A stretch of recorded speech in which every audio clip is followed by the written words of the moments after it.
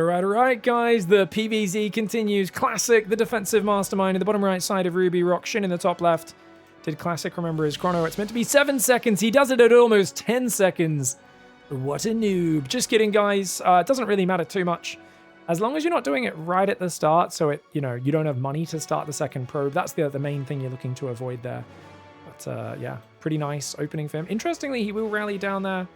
Yeah, that makes sense. 12 pylon. I normally pull a probe to get this pylon started slightly earlier. But I think on Ruby Rock, you're going to have no worries getting across the map to block your opponent's expansion. But he's not going to do it. Okay. And that makes sense. Because if you think about it, guys, Shin... go back and watch the previous series if you guys don't want spoilers, guys. Shin versus Hero, Shin versus Trap, a couple of the earlier series here in this RSL group. Basically, what's happened is Shin's done a lot of 15 spawning pool first. So you can get there and block, but he's just building a spawning pool and 6 Zerglings anyway. So Classic's like, well, what's the point in blocking? And he's also Classic, so he's just going to go for the Virginal Gate Expand anyway. 2 drones coming out. Shin actually is just going hatchery first on 16 this time. And oh, he's hatch blocking. He's going to go hatchery first at home, and then he's going to go across the map and hatchery block. Ooh, me. Oh, me, oh my. I love it. Oh, my. Is Shin a Korean player who changed names? That's right. Ragnarok. The final battle. Shin Hebion is his human name. So Shin, of course, just his human name. Wouldn't it be cool if all the European foreign players, the non-Korean players, changed their names, just their human names? Cyril's just Yona. Ricky for Rainer. Showtime's just Toby. Oh, hatchery goes down.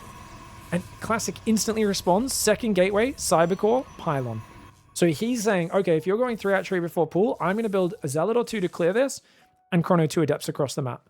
And good luck dealing with that counter pressure, you greedy boy Shin. Now, pre-patch, if the Zerg played this correctly, this would be a lead for them. At pro level, if the Zerg did everything just right. I always loved this 2-gate counter pressure, though, because most Zergs would not handle the counter pressure well. And it was just like a very simple response. Look, I Chrono 2 Zealots, then I make 2 Adepts, we kill the hatchery, we blitz across the map, you don't have Ling Speed ready, and either they way overbuild Zerglings to defend, or they don't build enough Zerglings and you can shade in and kill a bunch of drones. But second gas goes down and a pylon, so Classic doesn't want to delay his Stargate too long. He is blocked from building probes right now. He's a little supply blocked. That's acceptable.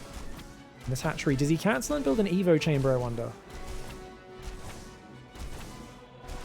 Obviously, he's going to cancel it because it's already almost dead. This has been a massive commitment. He's just going to run into the main base. He could try to go back and block it a little bit more. Classic's going to go across this map. Sometimes I'll rally the Adepts in the main while shading across, just in case the drone doesn't hide. He can always hide down here, and they'll shade across the map. But Adepts are going forward now. Ling Speed started, and there are 12 Zerglings building. Shin absolutely respecting this build. I'd love to have seen him send 2 Lings around the map and try to get in the base. But for now, he's got a drone, massive patrol path, just scouting this base. Not quite a pentagram, but it'll do.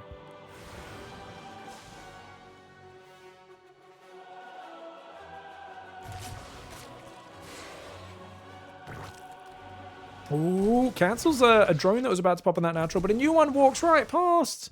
Oh, Shin. That drone just got hung out to dry. You know, I think if we did use the player names, it would be even better if we did like a lasers would be my favorite. Because I know it's like Mikołaj is how you pronounce it or whatever, or something like that, the Polish name for a laser. But I would absolutely mispronounce it on purpose just to stay true to my Australian heritage. I'd be like, and here in the top left side, the Zerg player, it is Mikołaj. You know? I think Mikołaj would be my favorite. I think people would, like the Polish people would just be cringing. They'd be, stop, it's like nails on a chalkboard. I'm like, Mikołaj has got his single burrowed baneling, it's looking good. I'd have a lot of fun with that. Drone still circling in the main, being a nuisance. Finally, it does go down.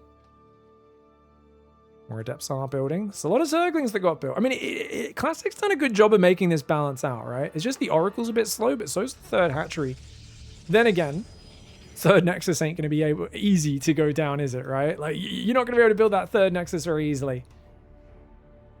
I think once the second Oracle's out, you can pressure with an Oracle and all of your Adepts, right? 5 Adepts and an Oracle can go pressure. An Oracle and the other Zealot can defend the third. Twilight Council goes down on 2 base here. Remember, off just 2 gateways, you can make an immense pressure in this matchup. Biggest thing I've been critical of Protoss players is not really knowing how to use the new gateway and just building way more gateways than they need to, essentially for no purpose, just out of habit. Oracle's going to rotate behind. Takes good damage, though. Shin's defense is on point. His 3rd base is coming up. He's finally starting to drone it now, just over-droning ahead of time. That 3rd Nexus does go up.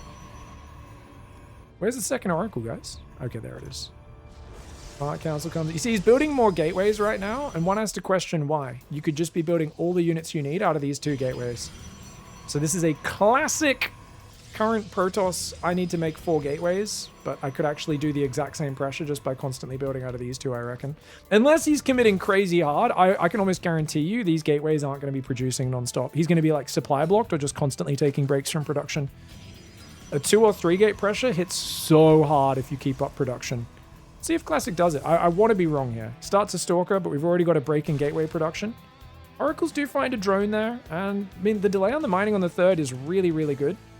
He's actually building 2 Stalkers now, which is interesting. I think he wants to show multiple Stalkers to convince Shin. He really wants to show him this Stalk. He's like, Shin, look, I'm going for Blink. I don't know if Shin sees it, though. Shin's busy dealing with the Adept Oracle. He might not see it. And I mean, it looks like he's not even building out of the gateways anyway. Now he is. Now he's building Adepts. Because he was trying to fake it out so hard, though. Classic focusing on mind games over efficiency. I don't know if Shin, who's staring at Adept Oracle on the edge of his creep, would really even noticed. Now the Adepts are building 4 at a time, but yeah, I think if those 2 gateways were just non-stop building, this would have already forced a big response. There's 44 Zerglings out, so a big response got forced from the opening well before this. Ooh, Glaives is not ready, guys. Ling's going to get a big surround. Oh, he got massively surrounded. Oh, no. And his Oracles just took big damage as well. These Adepts are all dead. Oh, no. Bad setup. This is something we've seen a lot of Protoss players, I think, focus a little bit too hard on mind games today. If you really want to hide what you're doing, build a Phoenix. Single Phoenix out of the Stargate to deal with the Overlords. Or get that Stalker out preemptively, but feels like he's a little bit too paranoid here about his Adepts getting spotted. And now he's got the Adepts coming out, but it's so late. And once again, guys, even if you get scouted, building Adepts and Glaives off 2 gates, it's such a light commitment that it's going to work out pretty well. But this is something I've been seeing a lot. And I know I feel like I'm ranting, casting a lot of Protoss games recently, and a lot of people have been complaining about it. They're like, stop it. They know better than you. No, they don't. They're wrong. Like, Protoss players are playing super suboptimally. They're not using Gateway correctly. It's really obvious. I'm going to keep saying it. I'm going to keep shouting at the clouds like the old man that I am. Adepts are getting surrounded. Ling Roach going for the surround.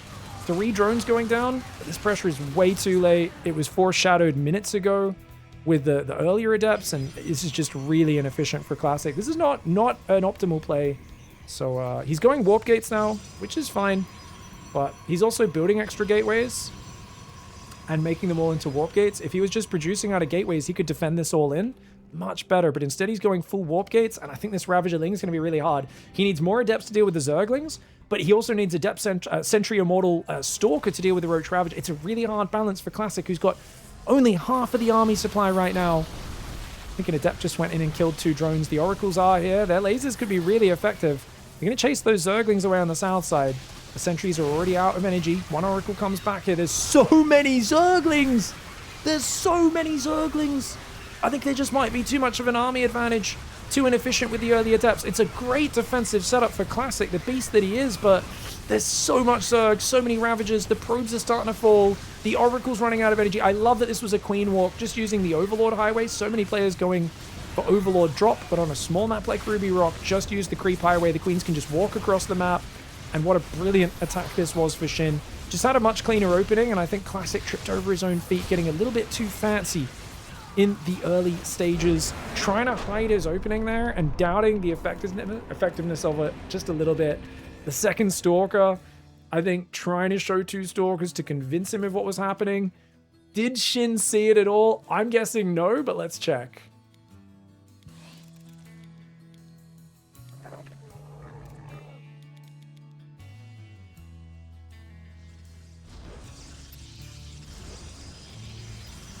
Okay, guys, let's see. So these Stalkers built reactively. Let's go to Shin's camera. Because Shin's like building Spore in the 3rd. He's got Oracle Adept there. This is regular game speed now. Yeah, he's not looked at it at all. He's not looked at the Overlord at all from when the second Stalker's arrived. He might have seen the first Stalker, but the second Stalker, those are very expensive units.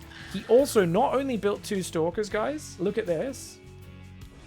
He purposefully wasn't building out of the gateways after those Stalkers to try and sell the story. He's like, look, here's a 4th gas. Look, my gateways are idling. They're not building units right now. I'm building a Templar Archives. Look. And then he cancels the Templar Archives. It's just... Classic got way too fancy here trying to sell a story of Stalker Storm. But he was attacking with Adept Oracle at the same time and literally distracted Shin from seeing the fake information that he was trying to feed him. This is kind of just too fancy for Classic, man. He ruined... I think Shin would be looking at this if you weren't pressuring him with Adept Oracle, but he missed the fake Templar Archives, he missed the second Stalker, and you're slowing your own pressure down for this. Really unfortunate for Classic, just too fancy in game 1. All right, guys, going into game 2, we just crunched the numbers. If Classic left those 2 gateways in gateway form, they would have built Adepts every 16 seconds. Hard to even have the money on 2 gateways to do that, especially if you're adding some extra tech and stuff behind it, but in just over a minute and 4 seconds, you can build 8 Adepts out of 2 gateways. Whereas instead, Classic spent minutes getting to 4 gateways and just not really producing out of them. So with the 4 Adepts he already had from the early game, he could have gone for a 12 Adept pressure off 2 gateways and hit way earlier than what he went for in that game. So just one of those little things players need to be thinking about and working into their play. And I was talking about this in some of the series I was casting earlier today, but to reiterate, Protoss has a chrono at the start. They get much earlier economy boost to the other races that you've got to try to take the most out of, which Protoss players have got really good at the opening stage, by the way. This pylon was a little late this game because Classic didn't send the probe down early enough, and this map it's quite far away, the natural. Slight inefficiency, he misses like 1.5 seconds build time, not a big deal. The main thing you need to take advantage of, normally you'd second chrono here as well, there we go. Yeah, it's a 4-player map, you can't confirm you're not getting early pulled beforehand. He will scout that it's cross map. The other thing is you want to try and save money. That 3rd and 4th gateway is 300 minerals. If you can instead spend that 300 minerals producing out of 2 gateways constantly while still getting your fast macro up, you can basically do a mixture, especially in this matchup, but it works against Terran as well. Against Zerg, it's more you can do a pressure. Against Terran, it's you can defend the Terran pressure off of less gateways. Against Zerg, it's you can force the Zerg to build less drones, make more army, take some damage off of less gateways. So you use that 300 mineral saving by not building a 3rd and 4th gateway, build more units out of it, put the pressure on harder, faster, earlier, cause more damage, and then basically you're putting yourself further ahead in the tempo. Protoss does not have... The warp gates cost money to transform. That's an obvious nerf. Storm arguably is nerfed, arguably buffed, depends on your point of view since the previous season. But Mothership got nerfed a bit in that it's got less total hit points now, even though it's still getting used all the time by top pros. But there's a few nerfs mixed in there for Protoss, but there are clear buffs in terms of where you can get your tempo to from the early game through to the mid game. And I think basically as a Protoss, your goal is to get further ahead by the time you're getting to your 3rd and 4th base being fully saturated. Like your 3rd base fully saturated, taking a 4th, having your splash damage. You should get there further ahead than you did compared to the Zerg last season. Obviously Zerg has extra lava production. There's always like a few people who hear me talk like, so you're saying Protoss is imbalanced? You're such an idiot. Zerg is so overpowered. It's not a balance thing. I'm talking about how to play a strategy game and how to use the advantages that have shifted from one season to the next to your advantage rather than crying into your tissues like a whiny little whiner that you are. Sorry guys, I don't know. I've been reading too many comments and Twitch chatters lately where people want to whine about things and they go, oh, see, look, it doesn't work. But we're seeing very sloppy play from pros, average Joes, everyone. This is a moment of flux. No one's playing perfectly. There's a lot of room for all of us to improve as players, but you've got to lean into those advantages. You can't just ignore them and leave them on the table. And right now, there's a lot of players leaving those advantages on the table. So I'd love to see Classic find a bit more of a decisive way to utilize that gateway tech. He's clearly trying to use it, but it looks to me like a player who has not really thought it through and done enough analysis to understand the changes, if that makes sense. Because I struggle to use the changes myself, but I've been struggling with it since day one of the PTR and kind of slowly building experience to the point where I'm getting more and more confidence and I can see the gains when I do start doing it correctly. Oh, nice snipe. I don't think he gets a second, does he? Oh, he gets 2. Well, that's a juicy. Oh, he even commits into the main. He's going to sacrifice the Adept. Getting a drone and a bit of mining time. If he gets 2 drones, that'd be huge. Good spore trick for Shin, though.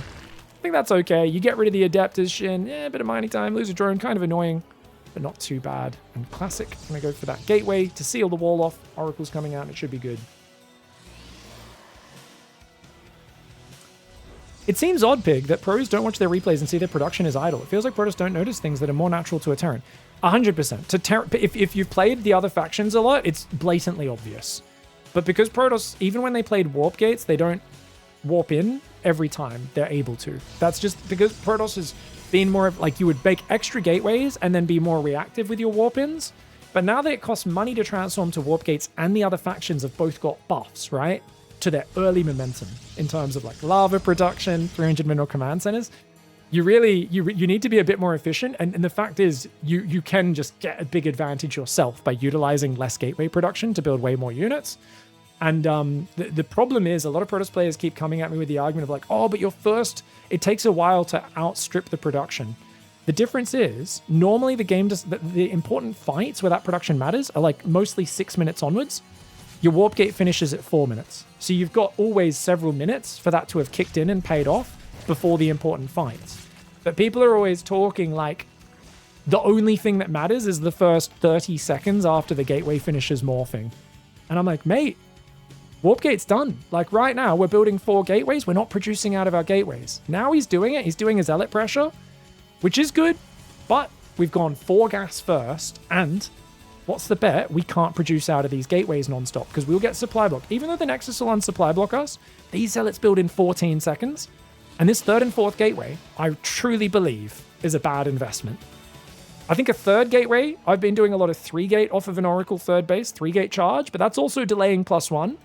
And you can hit like 620. About 6 minutes 20 you can hit with charge. Especially if you delay that 3rd and 4th gas. But Classic's going to be hitting closer to 7 minutes, and that's going to give a lot more time for Shin to be ready for it. No Baneliness, though. Shin is being balls to the wall greedy. He might want to just go straight Spire, which is ridiculously greedy. We saw Shin hide a Spire up here in one of his games earlier today. I don't think he's in position to do that this game. Still no Roach Warren or Baneling Nest? Come on, Shin. This is... I mean, he's up a game in the series, so he might just feel confident being greedy. He's going to break the rocks. Queens do deflect. 4th hatchery can easily get sniped up here. Or 5th hatchery, he's got his 4th on the left. Here come the Zealots, guys. They're going to start to move out at 6.5 minutes.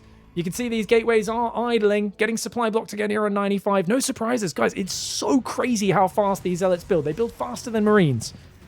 You chrono them, they build in 7 seconds. They build almost as fast as probes. Oracle's coming forward. Adepts and Zealots moving in. I mean, he can cancel this base, but this is a 5th. It's not actually a high-value target. And indeed, Spire and Hydra Den both coming in right now. Classic comes forward. Zerglings with a mass surround. +1 melee is done for them. It's not done for the Zealots. And this is a flaccid timing. We saw a similar attempt to this timing. Same map, same spawns earlier today, right? From Trap. It was very similar. He hit without +1 with like a handful of Zealots. He could have had more Zealots off 2 gateways and hit a good 30, 40 seconds faster. So I think we need some Protoss build wizards out there, guys. Get talking to those Protoss pros. These builds are suboptimal. Shin is pretty tight. He's still got room for improvement for sure. But I think the level of execution of his openings compared to the Protoss ones is night and day. And understandably so, the Protoss builds have drastically changed. Shin's adapting what he did pre-patch to the new patch without that many, fundamental changes. Whereas Classic, this is a complete... It's a redefinement of how you want to play the faction, It changes everything. So I understand why him and every other Protoss player are doing this, but they are leaving money on the table right now in terms of that efficiency. He's going for High Templar out of regular gateways right now, so he's trying to utilize it at this point. This is kind of cool. Oracle, unfortunately, runs into Queens, goes down. These Zealots running across the map, they could do quite well. Carapace isn't in yet, which means they will get 2-shot, these Zerglings. Zealots do spread out a little bit, but it doesn't matter. They're so good against Zerglings. Oh, wait, there's way more from the right, though. The Zealots need to clump and recall. Clump and recall! Oh, they spread out a bit too much. And that'll be a good fight for the Zerglings, I believe. Well, maybe not. Never mind. 2-shotting the Zerglings is really good. That was a great fight for Classic after a terrible first pressure. Overcommitted there. Would have been good to save those Zealots, hide them in the corner, or recall them for later. It's building Phoenix and a Mothership. 3 Archons in the main. Oh, but the Mutas just rotate to the 3rd now.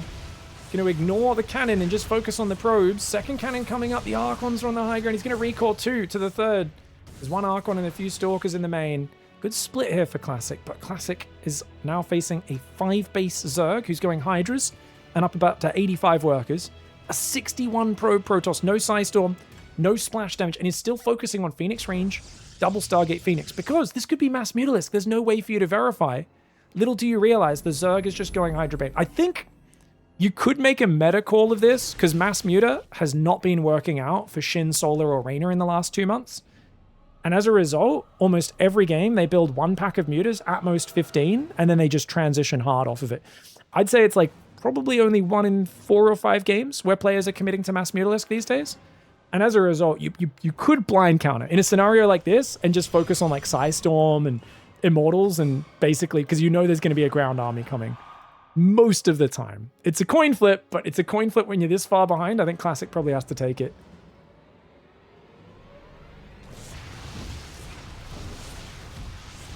There we go, Mutalisk's coming in. 6 probes do go down. It's a nice trade. These Mutalisks he doesn't really care about anymore. Infestations on the way, a few spines. 2-2 melee carapace. No range upgrades. Shin's already thinking about an ultra transition. Oh, this is a little sloppy, but I guess he was waiting for the Hydras to save it. Gets an Oracle. Oracle's more valuable than the Phoenix there, as they will tag units, throw down stasis traps, all the rest. Desperate 4th base, but there's no splash damage, just Archons. Classic's not got Psystorm. I have to wonder if he realizes. Yeah, he does. He's just making pure Archon. He must realize, but I feel like Storm is everything that's going to keep you alive in this game. And the moment you hunted down the Mutalisk, you know that's going to be the case, but seems to be in the mindset of, you know what, I don't have time. Let's just make Archons and hope I can defend with mass Archon. Problem is Hydras will do very well versus Archons. It's not really on the Mothership to buy time. Remember, Mothership only 200 shields these days, guys. 400 hit points, so she got 50 more hit points. But 200 less shields is quite significant, so she's not as tanky as she once was. I say 200. Sorry, it's 150 less shields, right? She was 350, 350 before, so total life and shields has gone down by 100. She's not as tanky as she once was. Still very good against Hydras. Psystorm's coming in, but it's not ready. Time Warp and Cloaking Field comes down. There are 3 Overseers. You're not going to really be able to snipe those very well. Phoenix go after the Hydras on the right side. Archon's coming forward. Baneling's just rolled in and cleared 9 probes on the 3rd base. Is there enough Protoss to hold on? Classic trying to make a heroic hold. Baneling's trying to roll into these Zealots. The Zealots mostly get cleaned up. The Hydra's trading as well as they can. They're going to get gunned down in the corner. I can't believe this is even a hold, but the supply tells us it might not be enough. The Archons get popped. The Oracle gets popped. And what have you got? A few Stalkers and a Mothership left over. Zerg on 5 base can afford that trade. Classic may have a 4th up now, but no gases there. And that's so many expensive units. Meanwhile, Ultra Cavern is on the way, and there's 2-2 upgrades already. Adrenal Glands is missing for now, but for how long?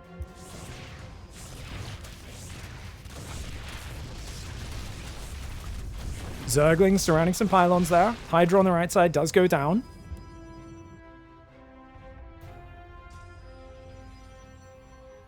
It's 8 gateways right now. Can't really support them. It's all about High Templar and then getting Immortals, but we don't know about the Ultras, and that's the problem is, like, you need to make High Templar gather Storm energy. And these Ultras, 3-3 Adrenal, +2 Flyer weapons, and not just that, Dropper Lords. He's going to go mass Ling Drop in the main. Could snipe the Templar Archives as well. Oh, that'd be crazy good. Shin can't give Classic too much time. But with no Robos on the field, there's no answer to the Ultras. Ultra Cavern's up. And Kindness Plating will be starting. There's no gas for actual Ultra production right now, but you can see these gases are mining. These ones here are just starting to mine. I mean, Shin will be mining 1,500 gas. He can build 7 Ultras a minute with that gas income. First 2 Ultras are on the way. Classic's got to defend with cannons, Archons, Storms, and batteries. But the main base, that Templar Archive's going down is a real problem. He's building Tempest because he's worried about Broodlords. Oh no. Tempests aren't going to help against an Ultralisk army. They're way too low damage. And that Templar Archives looks so tempting. So tantalizing. Lingbane rolls in here. Storm plus Archon.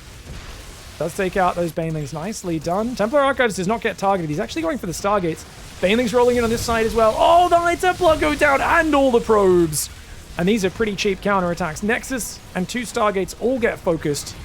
That is crazy damage. That is crazy damage. And now the Ultra Max is coming in. More Ultras are building. Still waiting for a bit more gas as he makes +3 flyer attack. He's thinking about swapping mutas to finish the game off. It's obviously after the Ultra attack, so I don't think we get there. But Shin is already thinking ahead. Obviously, Corruptors as well could come in. But I think he's actually thinking about a muta swap as a way to just finish the game. Spines going down on base number 6. Up here for Shin.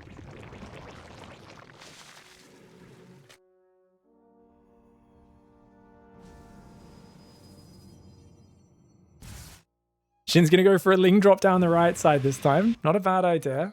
Going to go try and drop in the natural, I think. But he's actually misclicked there, so I don't know if they'll unload on their own. Because he's misclicked in the dead space. Zealot Archon Tempest rotating around. Ultra Hydra does get a few shots off. Okay. Hydras are not amazing with Ultras, but this is one of my favorite Heart of the Swarm compositions because it's fun. But no lunge ready on those Hydras just yet. Here comes the Ultra attack. Ling drop goes in behind into that base. These guys are going to come forward. There is no answer to the Ultras. Psy Storm, much like giving them a bath, is not really going to damage their massive 500 hit point pool. And there's no Immortals in here. There's nothing that does damage against this. The first Immortal's about to pop out, but there's so many Ultras in front of it. Fungal comes in on the Mothership to slow down its movement speed slightly, funnily enough, but the Hydras can't quite get on top. Here come the Archons. They'll do some decent damage, as will another Storm, and you know what? Classic holds. Oh my god. That was actually a really good hold. He lost way less than he should have. He's still down 30 pros in a disastrous spot, but that was impressive, man. He's going to take out these Hydras, the Infestor on the retreat. More Lings are building. They're basically free. Surrounding these cannons would be excellent. I think he wants the Robos. Or the Nexus. He's going to click the Nexus. Red Air Point Nexus does go down. Lings are going to run south. 10 Infestors on the way. I don't think that's the best way to finish this game. Shin's not a great late game player. I say that with the utmost respect. I love Shin as a player. I think he just feels late game's bad for Zerg versus Protoss, so he tries to win in the mid game. He's still a very good late game player compared to a normal Joe, or a normal GM even. But compared to the top pros, it's definitely not his forte. So he's going to try and jump on with Infestors and then Neuroparasite all the Immortals. It's a cute idea. I do think he needs to keep dropping the main. Hit this side with more units, attack both sides at once. Like, I really think if he just attacks 2 or 3 places continually, Classic can't deal with it. Even just A-moving Ultraling Bane will get such good value trades, but it's kind of slowing things down. The Neuroparasite, the Air Armor. I'm a little worried he's wasted a bit too much time. He's letting Classic max. If he lets Classic take some amazing engagement and win this game, I will be absolutely spewing. I'll be like, no, Shin. Because I'm such a fan of Shin as a player. I always copy his builds, but he's kind of dilly-dallying. I mean, obviously, he could just neural this whole army and still crush it. See how it goes. There's 6 Immortals in there. Ooh, they got to be careful, though. The army's right there. Watch out, Shin. Classic, I mean. Time Warp comes down. Storms as well. Fungals get on top. No Neurals landing just yet. The Ultras clear the High Templar. He's just using Microbial. I thought he was going to use Neural there, but he just went Microbial Ultras. Most of the Immortals are dead before he gets out of range. You can see down the bottom of our screen, 1 Immortal and an Ultra having a duel. When the Immortals are isolated like that and they're not stutter stepping anymore, they do get gunned down, and that's a trade Shin could take any day of the week. Spines on this side are getting overrun by Zealots. The Ling drop in the main again, and that should be the final finishing blow. Classic there. Just getting taken care of by Microbial and Fungal and being kind of trapped in a position where he couldn't retreat. The counter to Microbial Shroud is to get away from the army and away from the Microbial Shroud, and he wasn't able to do it. So a lot of it's about trying to not let him land the Fungals in the first place and stay off creeping in the open where you can always stutter step away. But Classic went a bit too deep. He was in a desperate spot already. Shin's going to take care of him. Now, I don't know if Classic wins. I think cross map is generally pretty good for turtling to late game and defending. But I think the pressure openings have huge work. We've seen Trap Classic, multiple Protoss players in the last few days not utilize the gateways correctly. And this is from 2 days ago, I think. 3 days ago? This is from just a few days ago. It's on the live version of the game. And I think there's some really obvious gains to be had from Protoss players realizing that you can basically get a third base fully saturated, do heavy pressure, and get all your tech up off of 2 gateways. This is the advantage that players need to be leaning into.